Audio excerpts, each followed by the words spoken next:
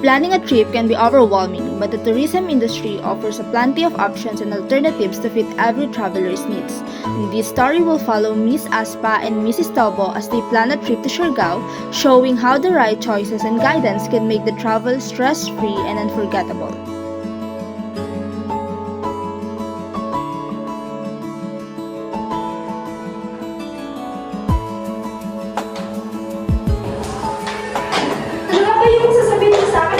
Sabihin sa call. Alam mo na, pag-isip-isip ko na itigil mo na natin ang relasyon natin dalawa. Bakit? Kasi lately, hindi ko na napipili yung spark. Ayoko din naman itong patagalin pa para lang mapunta sa wala.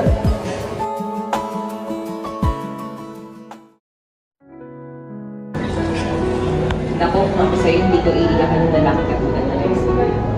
Siyempre, mahirap kalimutan yung 3 taon. Napaka-unfair naman nun at balikan niya nga kalimutan. Yung ka nang umiyak dyan. Ano nga ba yung sinasabi mo sa akin kanina? Ayun na nga, ba't ipunta kaya tayo sa Siargao para makapunta ng English? Wow, ang social mo naman. Oo naman, yun kaya ang ginagawa ko kapag nakikipag-break up sa mga lalaki. Effective naman ba? Oo naman, maganda doon at parang nakapag. Ay, wala ko na lang kung di mo ba siya makalimutan. Ano ba yan? Nakaka-stress? Wala akong nakitang magandang itinerary. Pwede naman natin siguro ipakustomize or pumunta na lang tayo sa mismong travel agency para mas ma-accommodate yung gusto natin. Sige, Tote.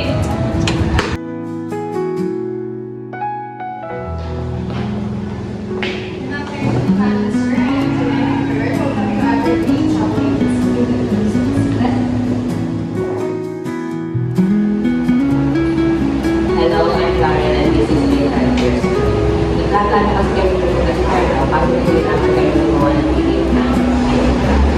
Oo, gusto kasi namin na yung training namin, pero ayaw na namin may stress na sobra.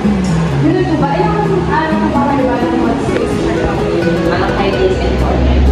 Perfect! Dati po tayo gumawa ng itinerary na nakabasa sa inyong kagustuhan and magbigay po ng options sa inyo.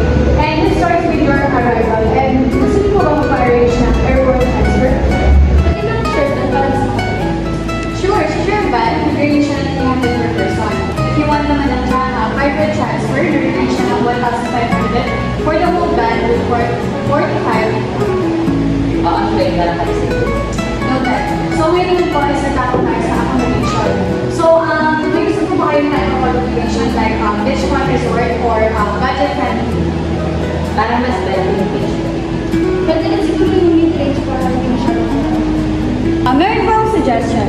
So here was a budget option which is the hostel type sa General Luna which is nag-range siya ng 1,000 per night. And also naman sa mid-range resort sa Cloud9 area which is nag-range ng 3,500 per night with free breakfast. So sa high-end naman, beachfront villa which is nag-range siya ng 7,000 per night with full access. Mid-range na lang. Oo, mid-range na lang tayo. And reaches po. Let's talk about naman po yung activities. Siargao is kilala po siya sa surfing and island hopping. So may gusto po ba kayong days na for relax lang, like wala kang gagawin or anything? Yes, at least isang araw pa na yung nakakapag.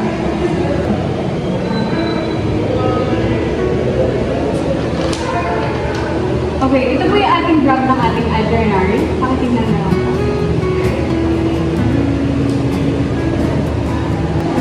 Options. Paano kung hindi namin kaya lahat ng activities? Pwede na po talaga yung optional course, which is yung mga survival or yung massage para makatipid kayo. And also, mag-focus na po tayo sa mga mas visit na spots sa Siargao, tulad ng island hopping and surfing. Okay. Meron pa kayo package na magka-shattering tour and hotels. Hindi na rin kami kailangan na nag-tour. Ano na po? Yes po. May package po kami for 18,000 per person. Kasama niyo yung 4 nights and accommodation, daily breakfast, and island hopping tours, swimming lesson, and round trip to airport center. Pasok sa budget namin yan. Pero parang kung gusto pa kami talaga.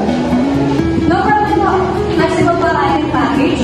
Pwede po tayo mag-regard, pwede po tayo mag-tanggal ng mga activities. And i-update ko na lang sa inyo yung presyo kasi po dun sa mga Okay na yan, ito. Perfect. Isasend ko lang sa inyo yung email information para masimple natin lahat. You're welcome po. Enjoy your trip to Michoacan.